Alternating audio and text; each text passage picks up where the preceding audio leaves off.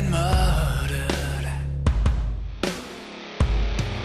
All the friends have flown before. On the morrow he will leave me,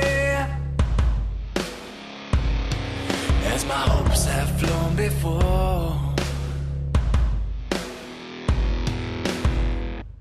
And the bird said nevermore. You're listening to the Call Podcast with Brandon and Josh. Hello, everybody, and welcome to a brand new edition of The Call. It is a Baltimore Ravens podcast where we talk anything and everything Baltimore Ravens football.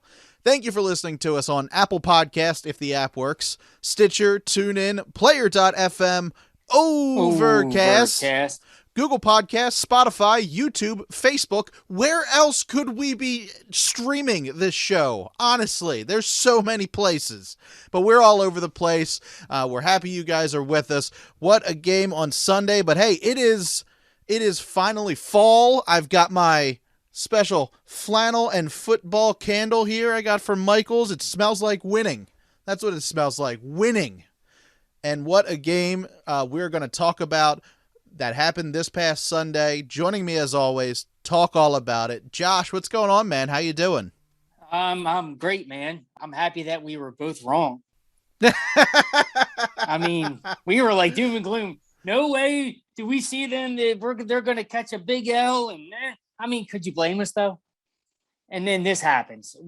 Gotta love this team, man. Wow. I mean, I don't even know where to start, but let me just tell you this.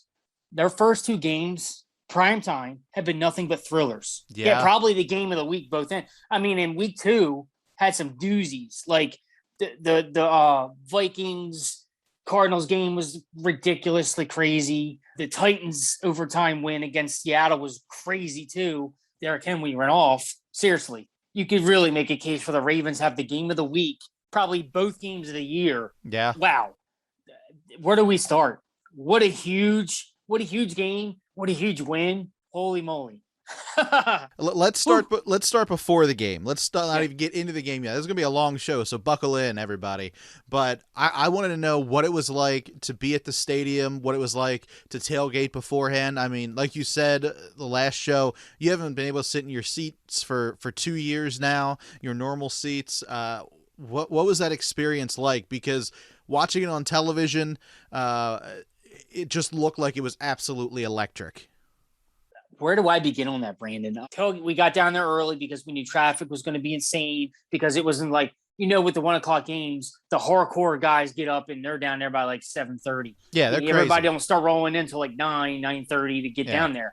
We got down there in plenty of time. Got down there. We left at 3, got down there, parked, and we're in the tailgate lot after 4 o'clock. So we were excited about that. The weather was beautiful. I mean, clear blue skies, low 80s, I think upper 70s, low 80s. I mean, kickoff was, perfect, end of summer, early fall night was great. Atmosphere was great. You just seen the lots full, people tailgating again. You see familiar faces. I saw faces tailgating and the same people that I've seen for years. And it was just great to, get a chance to get to talk to them again, to see the grills, on fire, ready to go, to smell the food in the air, everybody getting together, cornholes are going, people throwing footballs, washers, and then Jimmy's had their tailgate back in full force across the parking lot where I was at in lot 8. So the experience, the atmosphere was awesome. You've seen a handful of Chiefs fans walk in the streets here and there. Yeah, I kind of mix it up with them. I was joking to a Chiefs fan even pregame. He was wearing a Mahomes jersey. God bless him for service. I learned that he's in the military. I was joking with him. Same thing. I was like, Ravens don't have a chance. I mean, you guys are going to wax the floor with us. He's like, come on, man. And I'm like, no, like still pregame. I'm like, and again, you can't blame us how we felt after Monday night. I mean, come on, guys. But, he mentioned that he was a Kansas City resident, born and raised, but he moved to Maryland due to the service. He's in the military. He said he met his wife here, has his wife and kids in Baltimore, but he's a Chiefs fan through and through. So we got to talking in the pregame in the stadium, but just the fanfare, man, just walking to the stadium's lit up, the tailgate lots were full. It was full force, and pregame was amazing. I mean, just to get back to it, everybody getting in the stadium, getting back to, football. You seem to, we get in and I'm like, it was a buzz, and you're getting in your seats, and we walk to the stands, and it's just like, finally, like, this is it. And then seeing all the familiar faces, the season tickets were high-fiving everybody, hugs going around, and we're catching up. Yeah. We got in there about 40 minutes for kickoff, and we're like, how you been, man? What's new? People getting married, people have kids, people, unfortunately, families sometimes have passed away. Like, there's been all these life changes, and we're just catching up and doing life together. And then, obviously there's a football game to be watched, but it was fantastic. Where do I even start? I mean, obviously my dad went with me to the football game, so that was a cherishable experience, to say the least, to get to experience not only that first game went back with him, but the way the game was incredible. I mean, we have a lot to unpack here about the experience, but pregame, I don't know what's changed. I don't know if it's the fact that less is more because we haven't been there in so long. There could have been maybe, how the Ravens put out those hype videos, right? The chapters and all that. Sure, yeah. And everybody kept clamoring on Sunday morning. My group was like, where's the hype video? Where's the hype video? I'm like, it's coming. Maybe it'll come. And it didn't. And then with the way they unpacked everything in the pregame, I think that's probably why they hit it, right? It's probably why they didn't do it. But what a tribute. Obviously, the late great actor, Mr. Williams, and he played Omar on The Wire. They let out with his whistling. I saw that clip. Like after they did it live, of course they put it up on Instagram. What a beautiful tribute. I mean, he has meant so much to Baltimore. Yep. We know that The Wire, it was filmed in Baltimore. It was about Baltimore. He had such a huge impact. And he was at on the Jimmy city. tailgate a few years back too with Ed Reed. So that was a big one. Yeah, he hasn't been somebody who like filmed here and then left. No, he's always been a part of it. He always been a part of it, kept coming back, and what a tribute to him. I thought that was, and he was one of my favorite awesome. actors. So rest in peace, man. And that was a great tribute. And then just the how now with the new lighting and everything, the special effects, it's more like the rock star entrance with the night games, and the Ravens are blessed that their first two games at home are primetime. So it's like, so we get this again in a month when we play the Colts on Monday Night Football and get to showcase that. But the pregame was just electric, and I took video of it. And obviously the Ravens had their montage on that. By the way, where do we even start? I have to give a shout out to the Ravens production crew. When they put these videos together, dude, just bow down to them. They're second to none. I mean, really. Wow. I'm not going to bow down. I'm going to say, hire me, please. That's right. See, there you go. Hire Brandon. He's great. He does our show, The Call. Come on, everybody. And no, I did not know Ray Lewis was going to be there, because as soon as it happened, right before kickoff, my phone blew up and they're like, you didn't tell me Ray was going to be there. I'm like I knew, like, hello. And if I did know, I would have probably said something. So when I heard Hall of Famer, didn't know. And when I saw him come out of the tunnel, I absolutely lost it. I was like, Ray. And I'm like trying to find the video real quick and like video him doing his dance again. And then just the nostalgia of like, remembering the atmosphere of the last time he actually did that dance, like for real. Right. And like, I know he's been out there several times, obviously for like the Hall of Fame honor and all that, but what a way to kick that started. I mean, not only like the pregame festivities, but like to have him come out at the end. I don't know how the Ravens did it, but I mean, me, I'm Mr. Ray Lewis around here, and I didn't know. So and no one leaked it. So no one even if I don't know, whether you find out or somebody else, somebody usually leaks it and go, hey, this might happen. Right. I heard no rumor. So how they kept this under wraps, kudos to anybody involved, because I don't know if you've heard a leak, but did not know Ray Lewis was going to be part of that. Not even in town. I don't know what that's about, but that's awesome. I think it's funny, though, because if you listen to our show last week, you and I were saying, this defense is missing a guy like Ray Lewis to get everybody pumped up, to get right. Everybody on the same page. And I made a joke to my girlfriend, and I was like, hey, somebody must listen to the call at the Ravens, because they knew too. We need to get Ray Lewis here for that first game up against the Chiefs. We need Ray Lewis there to do their thing, because hey, we saw it, so of course they saw it too. Oh, absolutely, man. And I mean, what a way. I mean, what a way, not only Patrick Mahomes. Patrick Mahomes was going nuts. Yeah. Well, I saw the reaction because, like, obviously I record all the games I go to for the home games. So, and then, of course, like, as the dust settles down, like, I did that because I get home and I'm wired, right? So I stayed up for like another hour or so, and then I seen the reaction. He was like, he was pumped, and then it just, and that's great because like Mahomes is the new generation, right? Him and Lamar, these guys didn't play either against him or with him. So like to see like Lamar and all that, I mean, I don't know what the Ravens reaction was, or, I know Lamar's probably seen it before, but it's like, to these new generational guys, they don't know what that was like here. You figure when Ray Lewis was in his prime, Mahomes was probably at least a teenager, so to see Mahomes actually get excited for that and was like, hey, like, it's Ray. What a way to start it. But then the game starts and what's going on, man? Well, hey, before we get into the game, Oh, sorry. One last thing about pregame. Did you debut your new look? Like, did you do that? Did you wear your special stuff on Sunday? I did. And what was the reaction? The guys behind us loved it. It was actually great. Long story short on that. There's no time limit on the call. I don't care if it's long or short, but you did warn us it was going to be a packed, long show. Yeah. My bat suit malfunctioned. No. Yeah, because I'm not a billionaire. I don't have a billionaire suit like Batman really does. Yeah, the Velcro strap came undone, and I'm like, what do I do? And I thought about like just cutting it off entirely, but I'm like, no, it needs the straps. And for all those who really know what it's about, you would understand if you've seen the thing up close. But yeah, like, and I didn't find this out until Sunday morning. So I'm like, what do I do?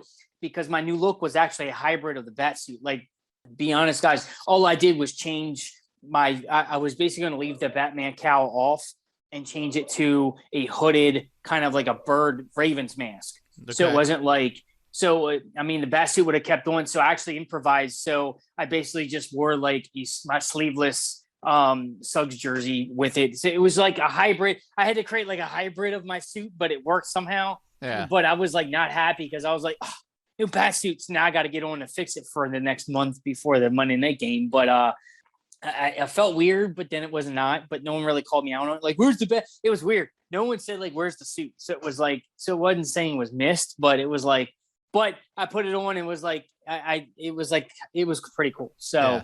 And, of course, the game started and we got gun punched. The game starts out with spotting the Chiefs 7 points.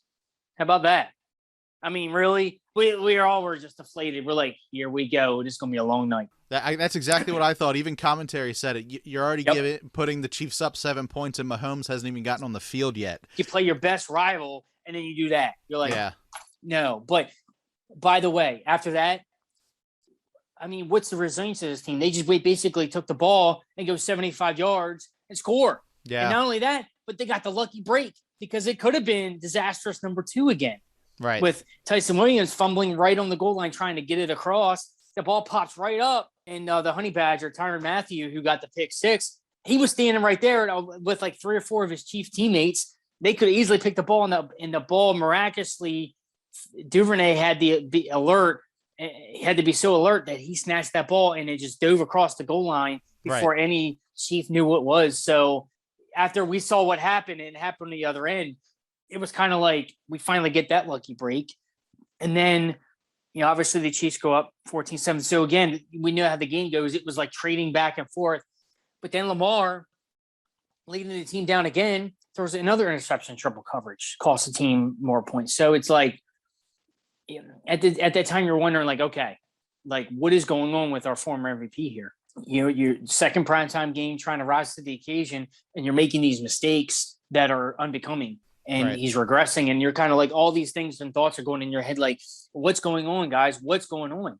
Because and listening to the breakdown of that game with the announcers after the fact, I heard that kind of like maybe he was reading the coverage differently. And maybe he thought it was man and they dropped back into his zone and trapped him there. I don't know, but it seemed like to me it was in no man's land where he threw that ball. Yeah, the first one where he was throwing it to Sammy Watkins had tripped, and I feel like he should have been where Lamar threw the ball. So maybe Lamar was just a little too excited, wasn't really paying attention. He was just kind of like locked in of where that ball was going to be at the end. But the Ravens were slipping a lot in this game, so I was a little worried like, Is it just because the field hasn't been in use for so long? I mean, it hadn't rained in Baltimore, I guess, for a couple days. It rained Thursday or Friday beforehand, so the grass should have been dry.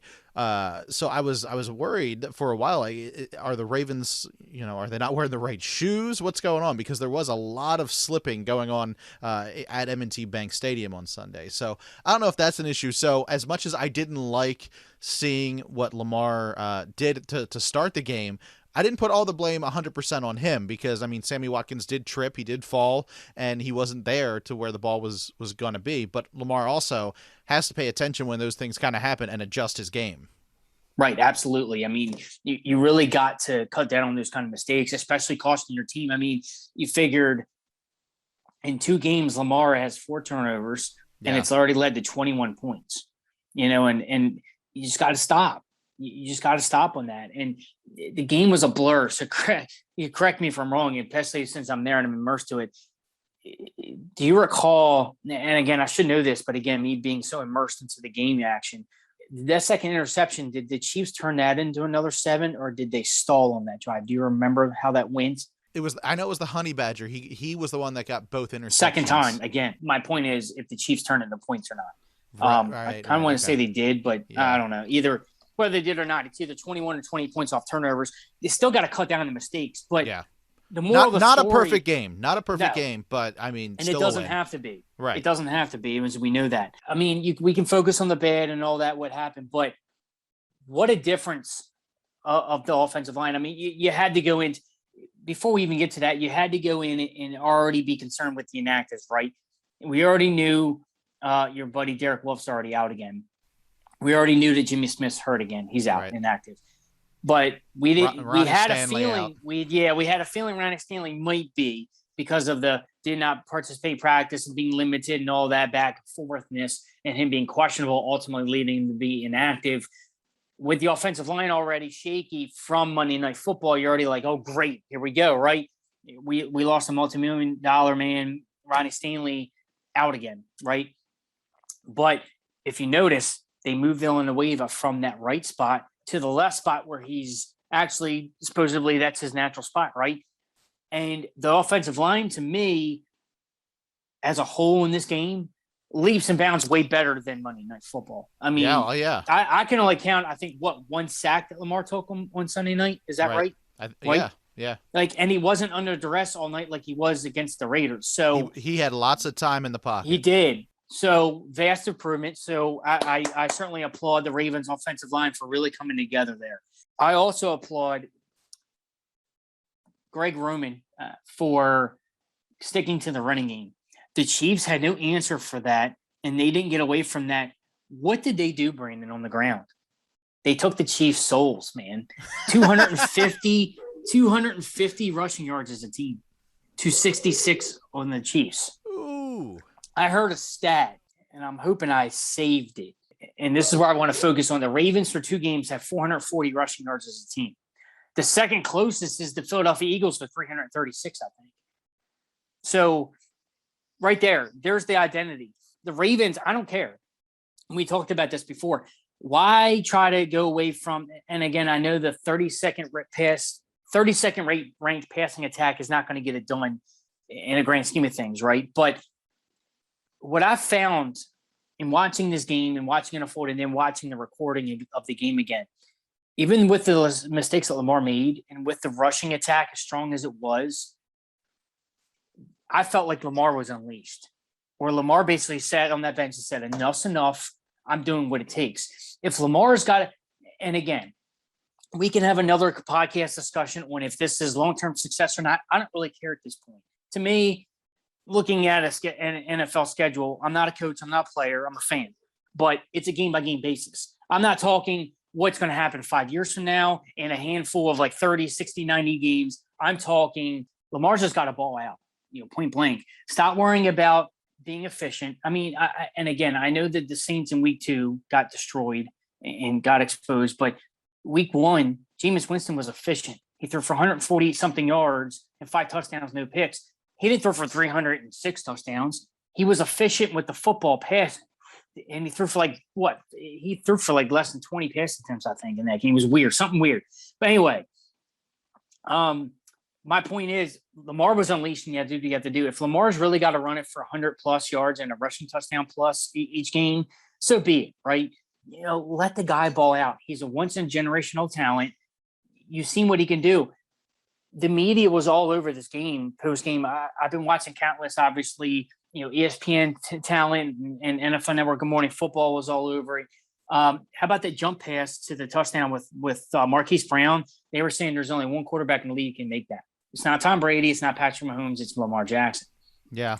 Because of the athleticism he can bring and just that pure talent, that jump pass and all that. And it's just some of the plays he made and some of the runs he made. To me, he kind of just said, I'm going to put the team on my back and do it.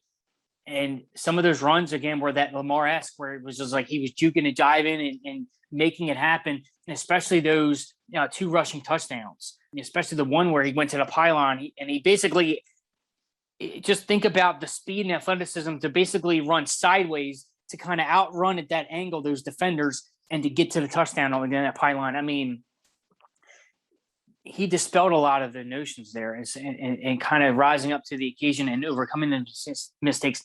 Not only that, Brandon, but what did the Ravens do this game that they did not do on Monday night, and they haven't statistically and before have not done well against the Chiefs or any other team.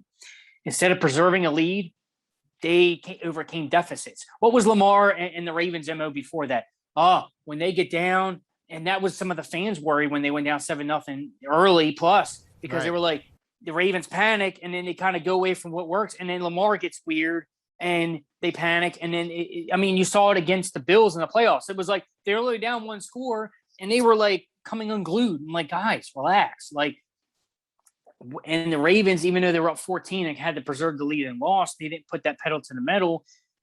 Not only did the Ravens and Lamar do it once, but twice. They were down double digits in this game twice, and to me, I'm sorry, but when they went back up, when I say the Chiefs, it was 20-24. And when the Chiefs scored, when that long touchdown to that crazy, insane play with Travis Kelce on that little screen pass, by the way, crazy play, insane. Yeah. When it was 35-24, I'm like, what more? I didn't say they were done, but I literally looked at my dad, looked at everybody around me, and I'm like, what more do we have to do? I mean, it's like the Ravens just get closer, and then the Chiefs get pulled away. The Ravens get closer, and the Chiefs pull away. And then after that, the Ravens said enough's enough. They scored, 12, 16 unanswered at that point. They scored 3 more touchdowns.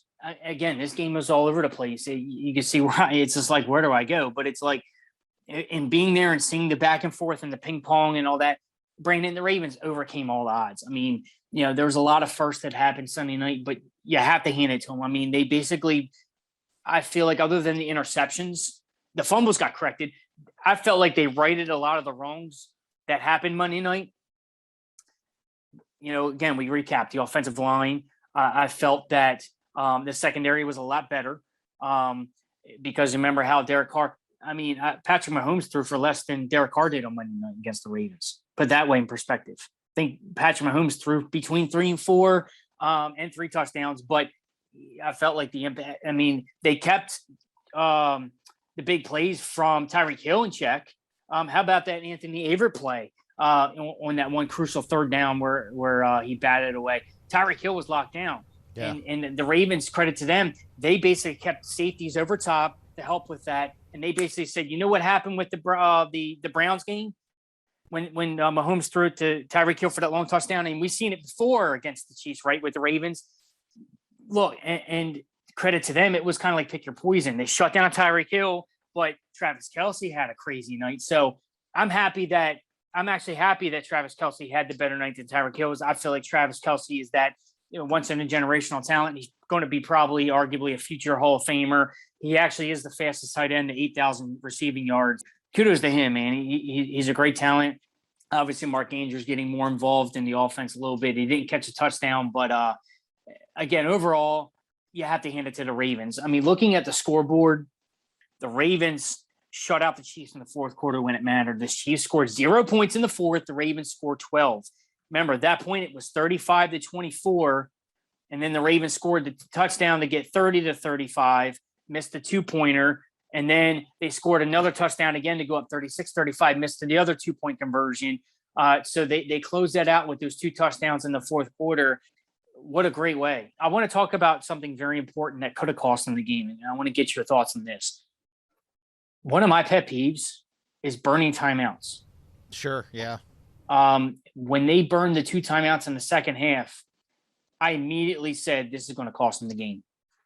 The way this game was going, you're going to need them at the end. And granted, the Ravens really didn't play that like, okay, well, we're going to try to run the clock, but without scoring to leave them much. Hey, you got to score when you got to score.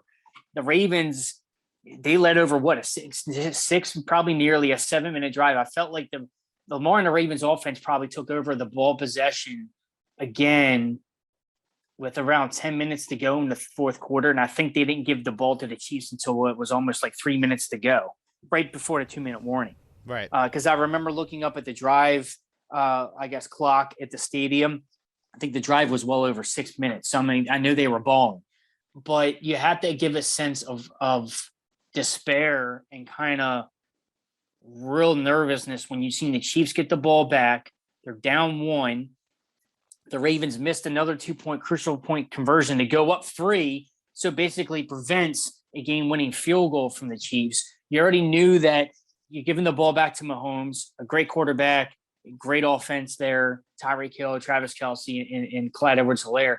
And you had to feel a sense of when the Chiefs were driving past midfield and taking it down with a 2-minute warning with Ravens only having 1 timeout. I mean, we're all in the stadium. We're just like inevitable. Like we're just waiting for the loss. We're just waiting for this big L. Just give it to us. And then I'm already thinking of like my notes, like, great. This would have been the game of coulda, woulda, shoulda. And it's going to come down to, you should have had your timeouts. And then you would have either won the game or whatever. The one play that we needed happened. Before I take you through what the stadium reaction was like and being there, because we all know how crazy it was.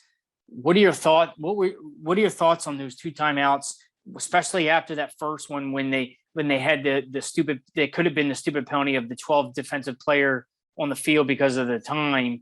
And then they elected to take the timeout in lieu of the penalty yards. And I think that was the sequential play where, don't get me wrong, but I think that's when the ball was batted down against Tyreek Hill. I can't remember if it was around that same sequence. Again, I got to go back to watch the game. But take me through your thoughts on that, about the timeouts. I mean, were you thinking along the same lines of like, great, and kind of like at that last drive thinking like, where's these timeouts that we needed? Yeah, with the way that the game had been going that far into the game, I figured that was it. I figured out game over. We're 0-2. Luckily, everyone else in the AFC North didn't have a good weekend, so we're not too far behind. But leading up to that, the whole game, it just felt like mistake after mistake after mistake after mistake. And the defense, I felt, was really flat up until the end. You brought up Anthony Averett. He had a great play, but throughout the beginning of that game, before that one great play, I was giving him a lot of crap on Twitter and just being like, this guy can't cut it. I don't know what he's doing. This isn't good. Our secondary's terrible. Our defense is terrible. I just figured that was the nail in the coffin. Those double timeouts. I'm like, we're going to need them at the end. We always do. This is it. This is how we're going to end it. I can't believe we're going to go 0-2. But, you know, to the Ravens' credit, to John Harbaugh's credit as well, man, they played a full 60 minutes and they knew how to finish it. And they kind of proved everybody, including myself, wrong, that you can't ever count this team out. And, hey, they're going to use their timeouts when they need to, and they don't need to save them till the end. Absolutely, man. And I'm really happy that it didn't cost them. I mean, in hindsight, 2020 right here, it always is 2020. You just got to take care of those timeouts. I mean, sometimes they can be justified calling them mid-game, but again, I get it, you know, in lieu of taking penalty yards and all that. If it's like a 5-yarder, big deal, right? I just feel like it happens more oftentimes than not, where at the end of the game, you're like, where's your timeouts? And then you could have won the game if you'd have stopped the clock. it didn't, and I feel like it happened at the first again and in the first half against the Raiders. If I recall, I think we either that or in the regulation we were griping about some form of a timeout where we lost one. So could have happened, but it didn't. But we definitely want to really segue into the most crazy game-changing sequences you'll ever see.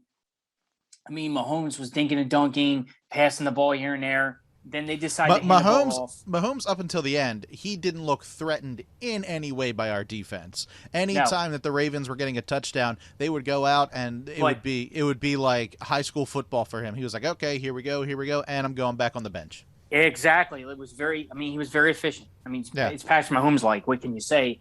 But he did do something wrong. He kind of definitely made a mistake like Lamar did. They were pick six, but close. He was trying to avoid a sack. And instead of getting rid of the football, like out of bounds, I guess, or taking the sack, he tried to make that hero play, maybe try to finding a Tyreek Hill like play and was like, okay, go get it. And got picked off. And that led to the Ravens' eventual score. So Mahomes did make a mistake late in that game that really turned the tide. Not only that, but that was the first of the two Chiefs turnovers. Then in trying to ice out the game, and I think that obviously they handed off the ball to Clyde Edwards-Helaire to either, number one, to try to gain yardage and burn the clock. At that point, the Chiefs were like, all right, we're going to wind this down, get the game winner out of here, and get out of Dodge up 2-0. And all of a sudden, I'm going to share my perspective. Being at the game, obviously I'm all like beside myself, nervous, and I'm like, here we go. Now we're gonna like, hopefully at this point, I'm hoping and praying for like a missed snap or a blocked field goal or a missed field goal at this point. The Chiefs, where I'm sitting in the end stadium, the Chiefs were driving towards my end. So the field goal or eventual field goal attempt would have been towards my end of the stadium. When the ball was handed off, you can definitely tell there was a scrum. And then because like you knew the ball was on the ground, right? Now, when I'm seeing it live, no, I couldn't tell if the running back was down. I didn't know what was going on. So at this point, I'm watching the Ravens players' reactions to like everything and like seeing everything. And then when I seen the eventual Ravens come out with the football and I seen the refs point the other way, bro, the stadium, you probably heard it, went bananas, like electric. Like, because like it was almost to the point of like, not quite, because this was the playoffs, this was Ray Lewis's last ride, all that jazz.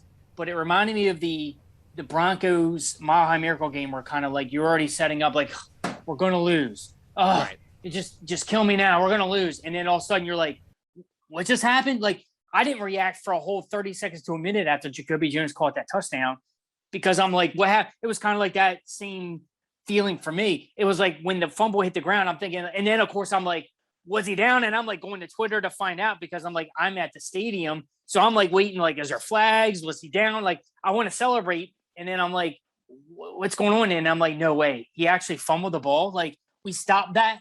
And then I'm like, and then of course you celebrate and you're like, holy crap, we just stopped them.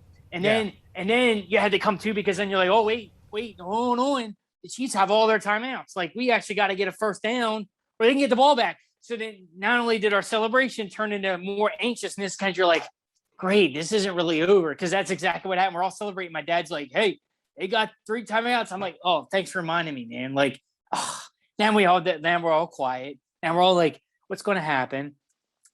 And then we have another 2019 moment of, coach, let's go for it. Remember the Seattle game? Man, let me tell you one thing. So yes, sir. I'm watching the game and it's live. I'm not on a delay, anything like that. And they zoom in to Harbaugh. They zoom into coach, and I mean, it's very evident what he says. And he says, Lamar, do you want to go for this? And then he goes, all right then, and then goes back onto the sideline. I saw that live and I tweeted it out and I said, the coach of the Ravens just asked his QB, do you want to go for this? Now, of course, you think Lamar's going to be like, nah, we're good. Just punt it. Of course not. He's gonna say, let's go for it. But that's the relationship that Coach Harbaugh and Lamar Jackson have. And that is a recipe for success. to show that much trust into your QB that you're willing to go for it as the coach. This is why John Harbaugh will be a Hall of Fame coach. I mean, I've always known that, but I think that shows everybody right now just how good of a coach John Harbaugh is. As much as we love to talk about how phenomenal Lamar has been on the field, how much this team does, it all starts with Coach Harbaugh. And I mean, I got taken aback by that, watching that live. I mean, everybody started talking about it once the game was over, but I'll never forget watching that live and seeing the coach of this team go to one of his players and be like, you want to do this? Like, that's such good motivation. I want John Harbaugh to give me a motivational speech every time before I go to work. I mean, that's how good at his job this guy is. It's Absolutely. It is absolutely amazing what he can do, how he can inspire people. But watching that live, I mean, I'm already on the edge of my seat because of the fumble. I mean, I don't know how much further I can get off that edge without falling onto the floor, in my living room watching this game. But that's what I was doing. And I'm like, he just asked Lamar if he wanted to go for it. Like, that's brilliant. What good coaching. And of course Lamar's going to be like, yeah, let's go for it. Because like you said, we saw that in Seattle in 2019. I mean, it was that same attitude. Yes. Let's finish this. Like, let's not lay back. And this is something I want to bring up. I'm glad you brought this up. You know what NFL and I always love bringing up the show because it's probably one of my favorites, if not the best show on TV, Good Morning Football. We all know and love and watching it. Something that I want to bring into how that, like, the whole Lamar, let's go for this, and that confidence in your team. I want to bring up something that they brought down, and I'm talking about the Good Morning Football guys. The morning after this past week's Thursday night game against it was Washington and the Giants. Chris Carter was one of their guest hosts on the show, and him and obviously Peter Schrager got into it. Because obviously we understand that Chris Carter is not future Hall of Famer. He is a current Hall of Famer and a former player, obviously. So we respect and value his opinion. You know what they got into it about, and it was awesome? What's that? If you remember the Thursday night sequence, if you don't, here's what happened. The Giants had the ball, and instead of going for the jugular, which they felt like that's what the Giants should have done, they took 16 seconds off the clock, basically made Washington use all 3 timeouts. They kicked the field goal, gave Washington the ball back, and we know what happened. Eventually, Washington went down the field and cooked the game-winning field goal. And their point on the show was the Giants played not to win the game. They basically played to lose. Instead of like playing for the win and going for the jugular, they played it safe. They were just playing just to get by, playing not to lose. They were just like, okay, we're not going to win the game, so we're just going to do the bare minimum, and that's it. And then give them the ball. And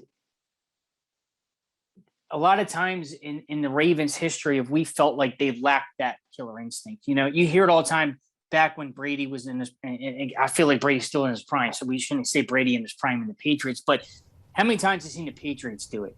They always go full throttle. They never let up. They just go. They come at you, they're relentless. And a lot of times you're always wondering, like, when the Ravens lack that confidence, that swagger, that killer instinct, it's like, you know what? We're going to go for it. You're going to stop us, and we're going to dare you to. And you saw it again in 19 when they had that miraculous run, the 12 straight wins, the 14-2 season, the MVP season, where it was like, let's go. And for the second time in 2 seasons, for the coach to trust his quarterback with that on the line, saying, you know what, let's go for it. That's the stuff that makes the great ones. That's why Mahomes is great. That's why Brady's great. That's why you see these great quarterbacks do what they do, because you know why? They keep the guys on the field going, no, you're going to go win it for us. And not only that, but Lamar's number was called.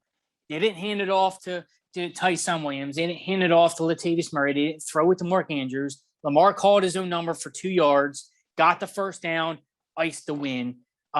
Electric. It was fitting.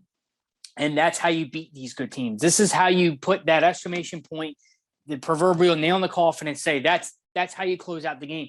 You don't play the percentages and punt it the ball and go, okay, let's trust our defense. I feel like the Ravens' old teams did that. They would have punted the ball and then, let's hold on for a win.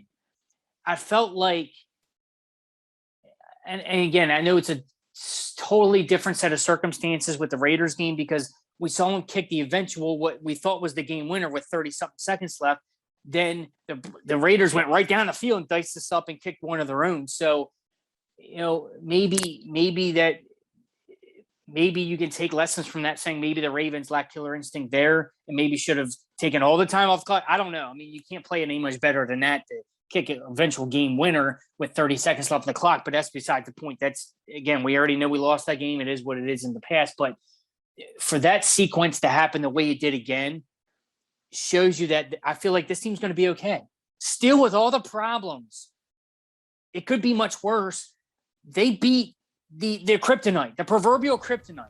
Remember? Did you hear what Lamar said about the kryptonite? Yeah, he said, I only said it once. I only said that once. Yeah. Hey, but that's all it takes. Yeah. That's all it takes. And I mean, but it's what it was. I mean, coming in before the fumble, we were on the verge of going 0-4 against this team under Lamar. You're like, great, we can't beat them. Here they go. We did 30-something points on the board. It still isn't enough. My buddy thought we had to score 42 against them. I mean, and the way the game was going, we were basically about right. Whoever's going to get possession last is going to win this game. I mean, and valid. But not only that, but segueing into the end of the game, the play of the game. How about Odafe? He earned AFC Defensive Player of the Week honors. He did. He had 1 tackle for loss, 1 QB hit that led to the interception. That was the play. He had a forced fumble and the fumble recovery. So he was on both the Chiefs' turnovers. Not only that, but this is his 2 weeks. He's a rookie, so this is his 2 games, primetime, away and home, 2 primetime games. 7 QB pressures, 3 QB hits, 1 leading to the Mahomes pick, 1 sack, 5 solo tackles, 2 tackles for loss, 1 forced fumble and fumble recovery. That saved the game. Now you see, I brought up last week how everyone that I expected to be great against the Raiders was great. There was nobody that really jumped out and surprised me. There was nobody that really, broke that glass ceiling and kind of broke through to the other side. I was waiting for somebody from this draft class to kind of show up and do their thing. And that is exactly what Owe did up against the Chiefs. Would I have liked to have seen more of him in the Raiders game? Sure, absolutely. But, like we said, this has been still a weird preseason and a weird offseason with the COVID restrictions and everything like that. So maybe it is just taking a little bit more time for these rookies to kind of get acclimated to their new surroundings. But Owe definitely 100% showed up on Sunday. He was there when we needed him in that important part of the game. I mean, he turned the tide of the entire game, probably the entire season, because we were writing it off. I joked with you at the end of last show. So what do we think about the draft this year? I was kind of cracking up about that. So Owe, he showed up on this defense. He showed that he can be a Raven. He can play in the big leagues. He's definitely a force to be reckoned with, and he was written off by a lot of people because he didn't have, I think the last 2 seasons at Penn State weren't great for him. So for him to come in and do what he's doing and get Defensive Player of the Week, only his 2nd game in the league, that's a big deal. Absolutely, man. It's certainly a big deal. You started the show by asking me, how was it being back at the stadium? How was it? This is probably where I'm going to get emotional on the show, and rightfully so. We understand that 2020 was a crazy year for all of us. We couldn't go to the stadium. We couldn't do a lot of things. And to be back finally after a season like that is remarkable to see, full college state, full NFL stadiums is awesome. We're back to what we love doing, going to football games, tailgating. But I've been highly critical, especially, and it isn't because of the COVID year, but even in 2019, there was, and we understand a lot of uncertainty with a lot of people's feelings with NFL and sports and everything. I've been critical of NFL games because of the atmosphere has gone away. And it's no secret that once we've seen college football come back roaring this year, how the college atmosphere, I don't know, Brandon, if you've been to college games, but seeing it on TV and you've seen some of the posts about it, how about the Wisconsin jump around, the way they do things there, the whiteout game at Penn State, 100,000 fans, shaking pom-poms in unison and wearing all white for the team. It's a sight to behold. And my guys, we had a great conversation in our group chat because since college football has come back around and the fans have been sorely missed, the atmosphere, you certainly tell sports in general, whether it's sports entertainment or sports, fans are needed. That's a given because it just makes the game, right? But I've been highly critical of this, and it's a fact, and it was a true saying that NFL, they lack in that experience versus the college because the college atmosphere is just way better. It's a way better game. I wanted to experience that. You just got to go, right? And to be back there and the way the game was Sunday night, it felt like playoff atmosphere in week 2. It felt electric. And I want to read you a statement from Harbaugh. I saved it. By the way, his post-game speech was probably top 4 in my book. Can I get "Go for it" on a T-shirt, please? I want. We need one. that. Or good. But between his good speech in 2019 or 18, it was 18, Lamar's first game.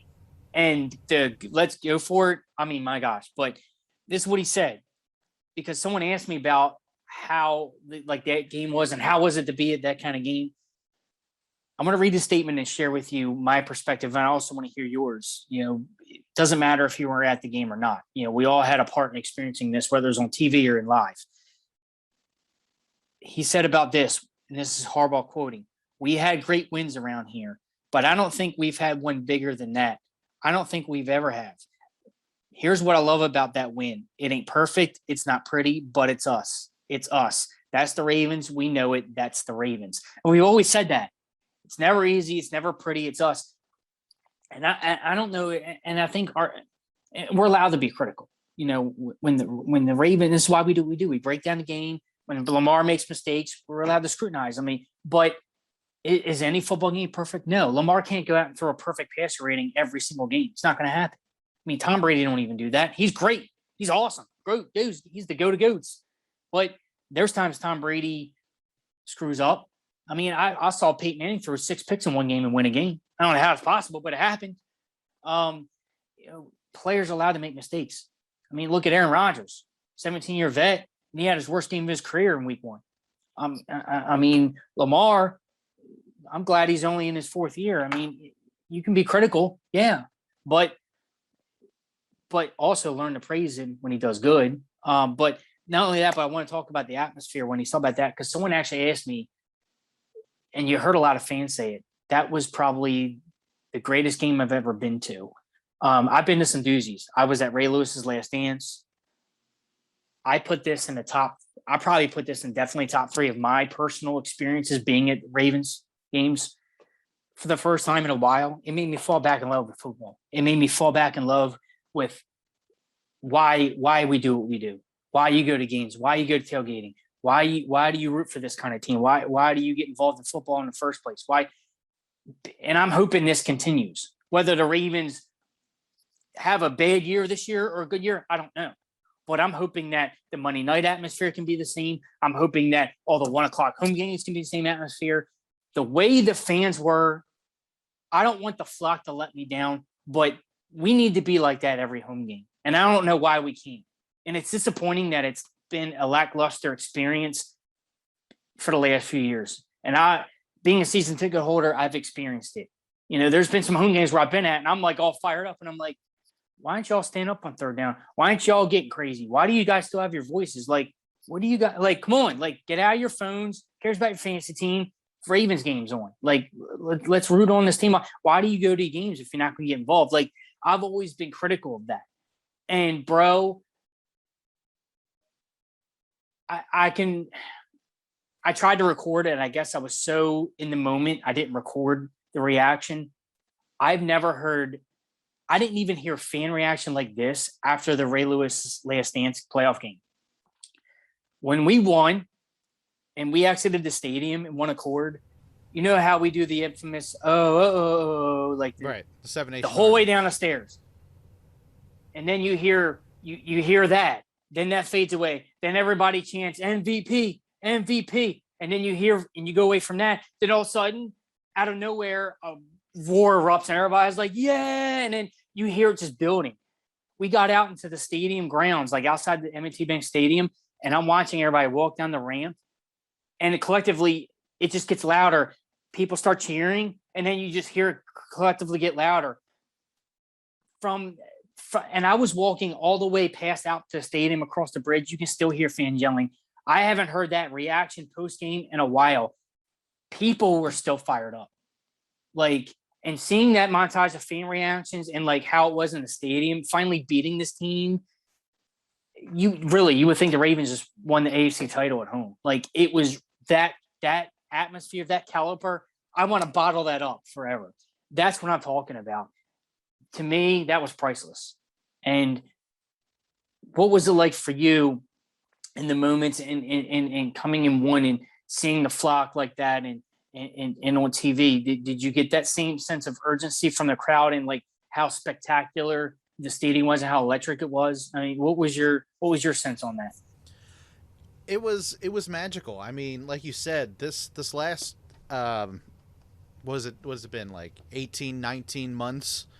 It's been really rough for a lot of people out there. I mean, there's a lot going on in the world, in this country, and there's not a lot for us to root for right now. But this is what it's all about. Like, not even just football, but getting together and rallying around each other and cheering and all that. I mean, there hasn't been much to smile about. And I think everyone coming into this game, counting me as well, I didn't think this team was going to be able to do anything. I didn't think they were going to be able to beat Patrick Mahomes and the Chiefs. So for them to be able to come out, play that full 60 minutes, I mean, it was a surprise, but it was so enjoyable. And I watched the one preseason game we got in Baltimore, and I saw that stadium kind of half empty or half full, depending on how you want to look at it. And I was kind of let down. I mean, given I was not one of the people there, I didn't want to go. But actually I couldn't go. I had something else going on, but I don't remember. But, it was the place was empty, and I'm like, man, this is what it's come to. We can't even fill the stadium up anymore. So to see everybody at that regular season game, to see everybody being rowdy and being able to scream with each other and do all that, I mean, that was such a wonderful feeling. I mean, you and I and a buddy of mine, Dom, we got to go to a Fozzy concert. I mean, all that kind of stuff was taken away from us for a year and a half. So it's great. Like the football games last year, I mean, they were good games, don't get me wrong, but there's nothing like that live experience. There's nothing like that live crowd. You need that energy. You need the roar. Yeah, you can watch it on TV and they can play some crowd noise and just fill it in. It's not the same. No. It's just not the same. It's just there's too much that's different. So I think that this is something that Baltimore really needed. I think it's something that we as fans needed. I mean, just having something on TV to watch and be a part of. I love the hearing about you tailgating, and I love going out and going to see the playmakers throughout the week and doing all that kind of stuff. Being a part of the team. Yeah, you and I are fans, and however many fans are in M&T Bank Stadium, yeah, we're all fans, but this team especially makes us feel as if we're a part of the team. I think the time off really put it in perspective on how much you could really miss something like that. Right. And some people, it's not their cup of tea. It's okay. You can watch on TV. Who cares? You can watch however you want. Not saying you have to go to games, but it's for a certain crowd. But to see the familiar faces and to just celebrate as one, and to like the excitement, seeing the excitement on everybody's face, and like seeing how it was at the stadium, where, especially in the fourth quarter, where, okay, it's third down, Mahomes gets under center, and you just seen everybody. What was even awesome? I think it was when they changed the quarters. I think it was the first of the second quarter, and the Chiefs were pinned back, and they flipped to the other side of the field. We all got excited about. I said, they're coming into our end. Let's get crazy. And you can see them on third down, my whole upper section, you can see everybody just rise up as one. And, right. And obviously, hey, for the first time on a Monday, I didn't have a voice, and that was awesome. Yeah. It took me a couple of days to get it back. It was bad. It was real bad. So I absolutely enjoyed that. I mean, I just miss being a part of that. And that's something I've always prided myself on, just being there live.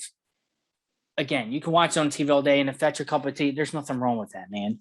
Just to hear the roar when Ray come out, you get the excitement when they do the whole the lights going down and Metallica plays, and you get everybody involved. When they played that whole train episode again, that video, and the whole every decibel counts, and this is why you're here kind of deal, and everybody got loud and stood up. It was ridiculous. Like, it's just, again, the Ravens have done a top-notch job of beefing up their kind of production and being there at the games and all that. And it just made me personally fall back in love with doing all that over again. And let's hope that vibe continues. And again, with that comes winning. Obviously, we understand if the Ravens fall flat on their face and they're looking bleak, that goes away a little bit, and we get that. But the Ravens carry that momentum and carry the torch and keep the winning ways and keep the momentum going. In their next two games, we get it. Lions and Broncos. Broncos are right now 2-0 before week 3, but Ravens have 2 away games before that. If they can take care of business and be 3-1 to come home and play the Colts, depending on the outcome of that game with Carson Wentz's injury, I mean, dude, the Ravens could really make some damage here and then really make an impact come Monday Night Football, can really come out firing, and they have an opportunity in front of them. But I mean, again, to be there, the electricity, that kind of game, never forget that for the rest of my life. And a lot of people were doing the same thing. Like, how was it to be at that game? I was like, a lot of people are saying it was my favorite game to ever be a part of. And I'm like, I would say apart from the Ray Lewis Last Dance game, this was probably number 2 on the list for me. Because, I mean, nothing can top my first playoff game, and to be there in that kind of atmosphere of Ray Lewis's Last Dance to spark a playoff run and a second title. There's been some doozy regular season games in my life that I've been to. Some crazy Ravens-Steelers bouts, Thanksgiving night game. The 2 Thanksgiving night games are top 5 for me. But this Chiefs win, Sunday Night Football, they kick off a home opener after a long layoff like that. And I've always said this. Remember, I told you this a long time ago. When the Ravens' first over home game is after the pandemic, look out. This is why this is why it was special. This is why it was circled. And I don't know if it was that magic, and it was coupled with it was the Chiefs and we finally won and how the game was. But let's just hope we can bottle that and carry it over to every team. And it's kind of like my challenge to the flock going forward. It's carrying the momentum, carrying the torch. If you guys are going to spend the money to go to tailgating, to be at the games, be present. Be all in, go all in, be present. My buddy Chris, God bless him, he's serving over in Kosovo right now in the military, can't go to games this year. He's been communicating with us on Facebook. He's all right. God bless him, what he does in serving our country. Shout out to him, man. Miss you, buddy. But and he's done a couple of flyovers for the Ravens, by the way. So shout out to him. He misses going here, but he's as passionate as anybody going to the games. And we've always said you got to bring it. You got to be all in or don't come. And it's kind of like where I'm at this point. It was a special night, but kind of let's bottle that and carry the momentum forward. Because it can be a special place, and if it can be that awesome, and just seeing the fan reaction in that video montage, just think about every home game like that. It can be just as awesome. And again, I know wins play a lot of part in that, because obviously the Ravens don't do well at home and come out in the losing end, or they kind of stink it up. Obviously the excitement's not there, but it can be. That's certainly something I certainly wanted to bring to the table with the experience of going to that kind of game. And again, I don't know. Again, it could have been charged up because it was the first game, but man, was it special? Was it special? So let's yeah, absolutely. It was definitely special. It was a wonderful thing to see, and I can't wait to see what they have planned next for the Bank. But looking forward to the next game coming up on Sunday, an actual Sunday afternoon game. I don't know if the Ravens are going to be used to this. Are we going to get used to anymore. this? Yeah, I know. It's not primetime. Weird. Yeah, we're going to be playing in daylight, but they're going to be up in Detroit in Motor Indoors. City. Indoors. So it's technically daylight. Yeah. But go ahead. Speaking of, I wanted to kind of start. I'm glad you brought that up. Ford Field. You remember what happened the last time the Ravens went up to Ford Field? Yours truly was there. What happened? It was a primetime game. Yeah, it What was. happened? We had Legatron, the birth of Legatron. 61-yarder, baby. Yeah, I was there for that. I remember that, the Monday night game. I'll it never was. forget the reaction. That was, yeah. He So got dubbed this is Dr. special. Pepper at that point, I believe. That's right. That's right. Remember that? Yeah. So, yes, it's not the exact anniversary of Legatron because I think this was late season at that point. I think it was like November or December at that point. But yes, that the last time the Ravens ventured to Ford Field, it was on a primetime game instead of a 1:00 game. And that was a 61-yarder. I am not going to Ford Field this time, but this is fun to talk about. But it just puts perspective the last time the Ravens were in Detroit, how fun that was. Right.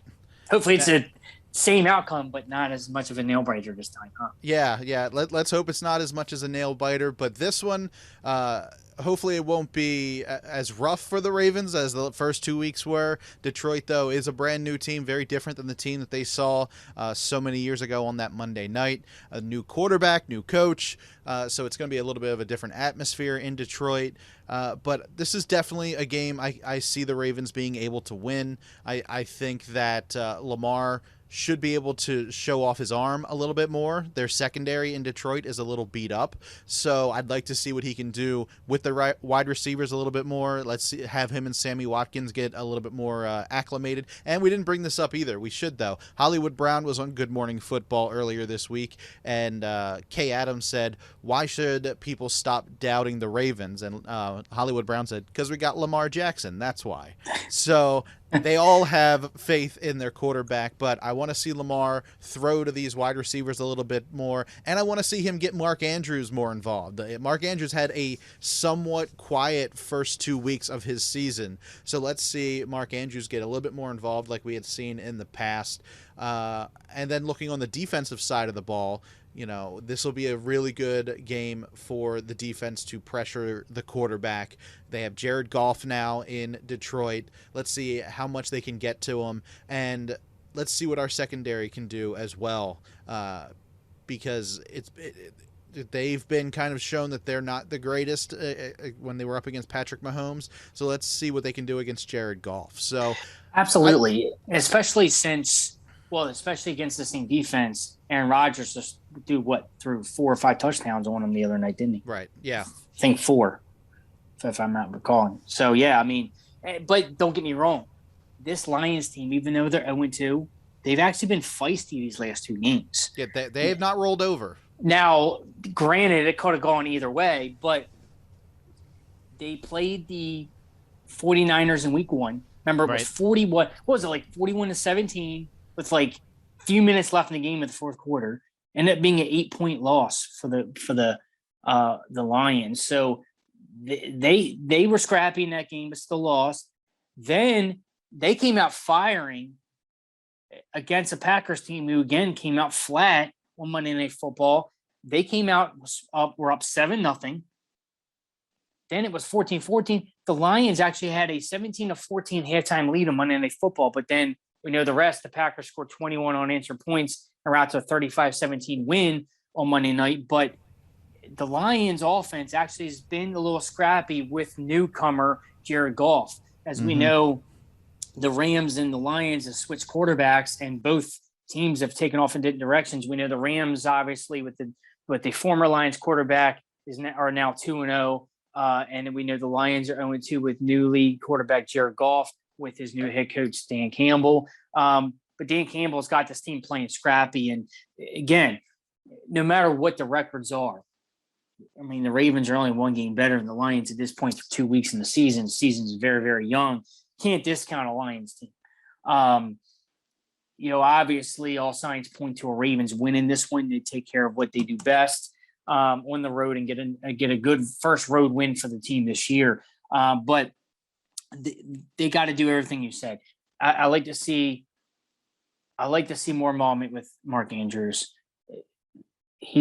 Lamar's done a good job so far getting Hollywood Brown involved, and it could be that maybe Mark Andrews with commanding too much attention that Hollywood's gotten a few more looks. Who knows? But We know that Mark Andrews just got his big payday. He's well deserving of it. He's a top flight tight end in the league. But we know he has to do more things than not only go out and run routes and catch passes. He's run block. He had a great block when that Lamar touchdown run with the one that Lamar basically just walked right in the end zone and flipped.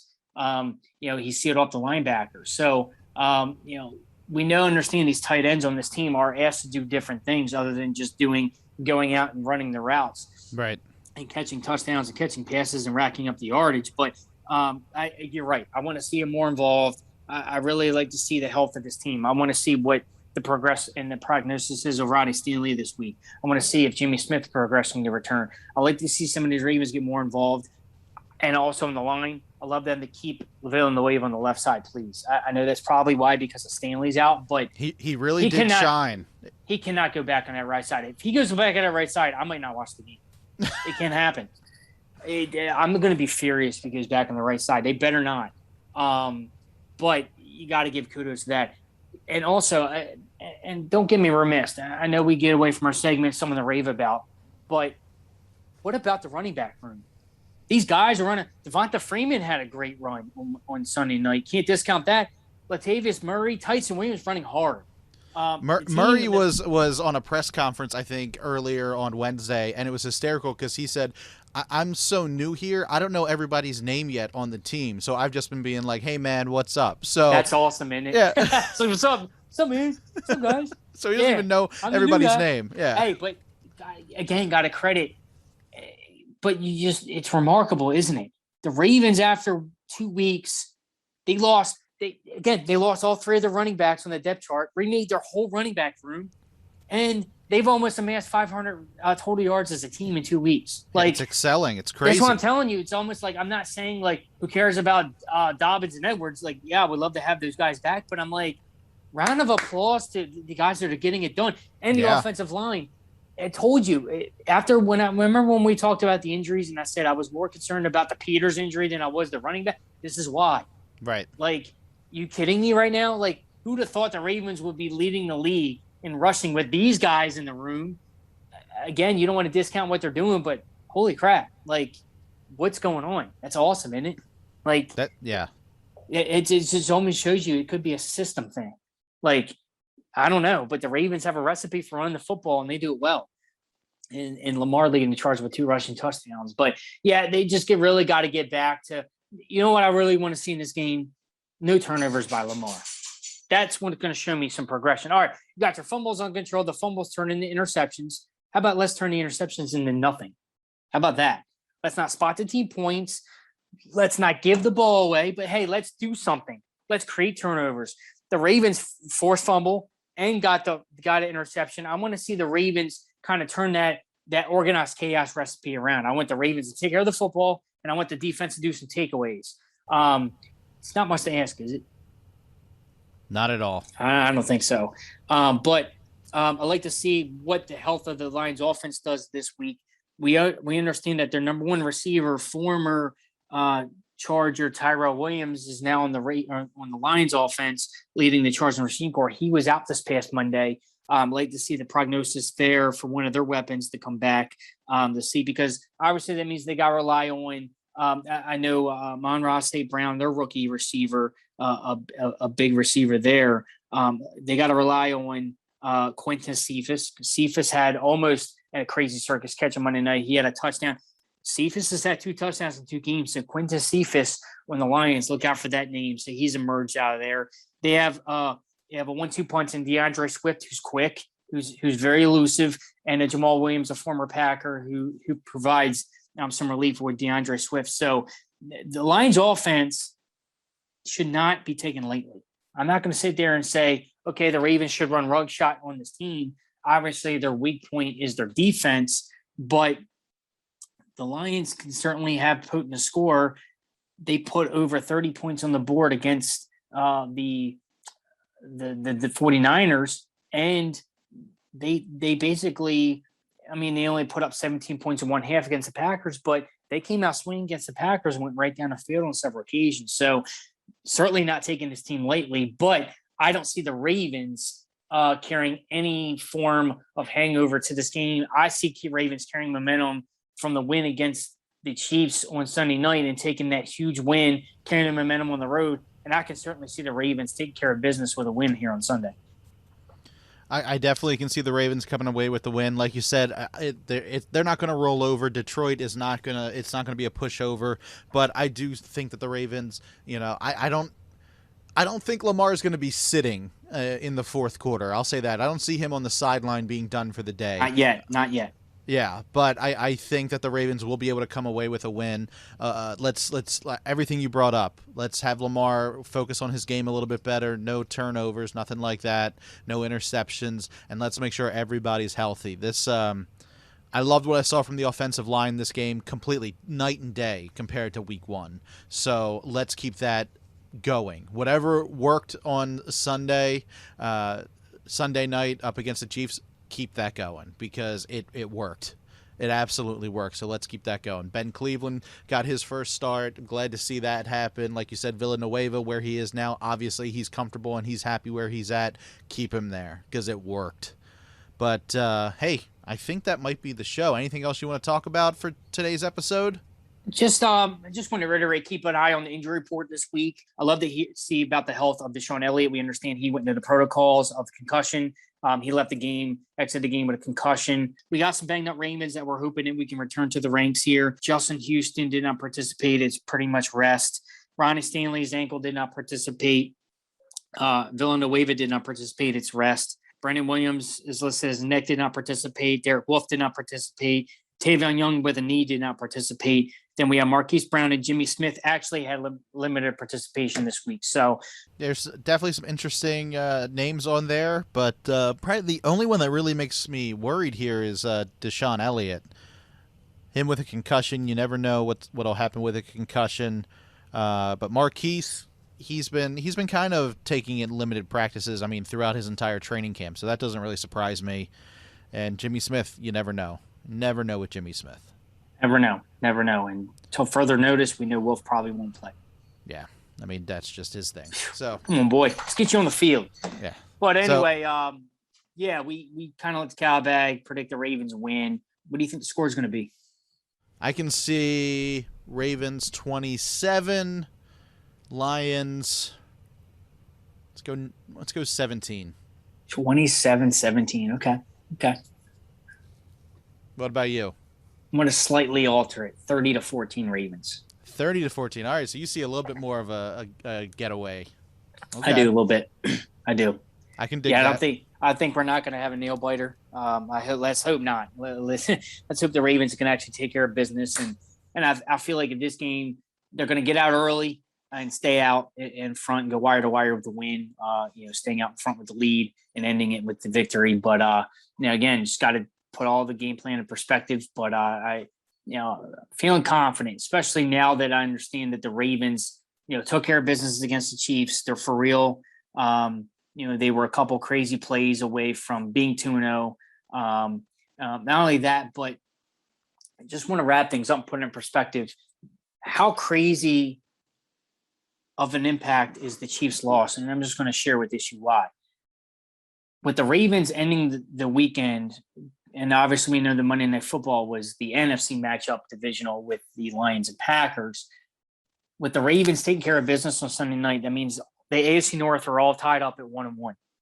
We understand that the Raiders took care of business against the Pittsburgh Steelers, handed them a loss at home. We understand that the Browns took care of business against the Texans, even though the Texans they pretty much were right there. And we understand the Bengals faltered under a few mistakes under Burrow. They're all now the AFC North is 1-1, but just put this in perspective. The Chiefs lost to the Ravens, now 1-1. The Raiders and Broncos lead the AFC West at 2-0. Two surprises. For the first time under Mahomes, the Kansas City Chiefs are not leaders of the AFC West.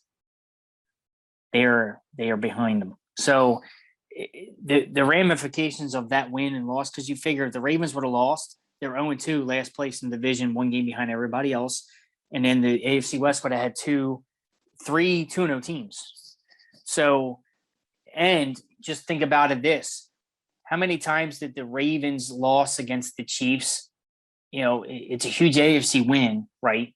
But puts in perspective for it could be a seeding issue, or it could be a situation where what the Ravens see this team again in the playoffs. What if the game's here versus Arrowhead? You just don't know the impacts of that game. So just want to kind of wrap things up there and kind of put in perspective of putting the Chiefs win to bed and celebrating that, but also recognizing the impact of what it could be. It's amazing. And it's almost like I'm not willing to let go of that win, but isn't it just great to finally celebrate a win against this team of this caliber and a win of that magnitude? Like, they finally exercised it. They finally did it. And it's almost like, again, we understand you can be still critical of Lamar with the turnovers and take care of the football, reading the defenses and all that, but it's almost like, what more are the haters going to chew on now? He just did the whole, you can't come from behind. Well, he just did it twice against the same team in the same night. He just beat his buddy Mahomes, who he couldn't beat after 3 tries. So, hey, I say haters keep on coming. All right, Josh, have we covered everything for this episode of The Call? Absolutely, Brandon. Quote the Raven, never more. All right, guys. Well, if you want to continue the conversation with Josh or I, you can. It's real easy. All you have to do is tweet to either one of us. You can tweet to me at BrandoCash. Josh, where can people tweet to you at? Always at Italian GQ52.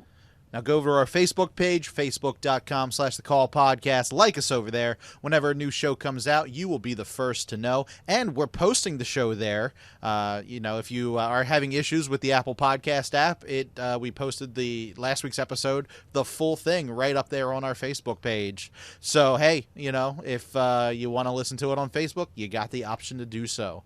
Now we do the show for free. You listen, stream, and download for free on Apple Podcasts, Stitcher, TuneIn, Player.fm, Overcast, Google Podcasts, Spotify, Facebook, and YouTube. All we ask in return is for you to please spread the word about the show.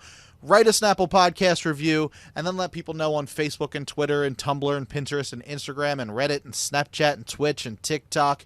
Anywhere you're social on the web or with your phone, say, I'm a Baltimore Ravens fan, I listen to The Call, and you should too. So that's it for the show this week. Josh, we're going up to Detroit, Motor City, baby. Get us ready. Take us out the way you always do. Absolutely, man. And maybe I should do the Eminem intro.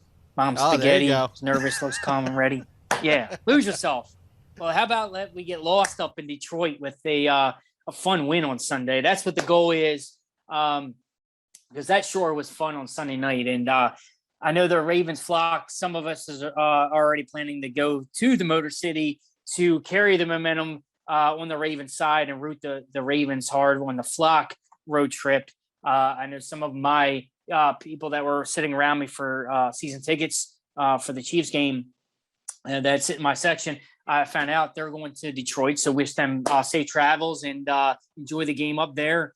And I know I had some fun up in Detroit the last time the Ravens were in town there, and hopefully you all do too. And I hope it's something special like a 61-yarder again. That was fun. And again, we hope it's not that close, not that exciting, but in fashion. And we really hope that the Ravens can certainly take care of business and right all the wrongs, as we said, and really take care of business against the Lions, come out 2-1, win this first of 2 straight road games coming back home before they go back out west to Denver. But they got to go up north and take care of business and their neighbors to the north of Detroit Lions. So definitely been a fun week.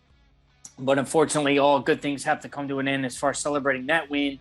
And there has to be another game to be played, and we understand that there's more fun to be had this season, and certainly got to carry the Ravens get on the victory on Sunday. So we certainly want to root them hard here in Charm City, wherever you may be watching, and if you are making a trip, root hard there as well. And we love to hear you and root on the Ravens hard. So with that being said, how about it, Ravens Nation?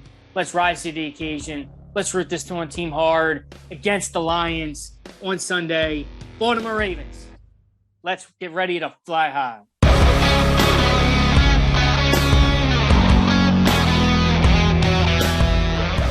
This has been a production of Brando Cash Entertainment. Music by Brad Lepore and Daniel Kelly from the DBK Studio. For more information, go to brandocash.com.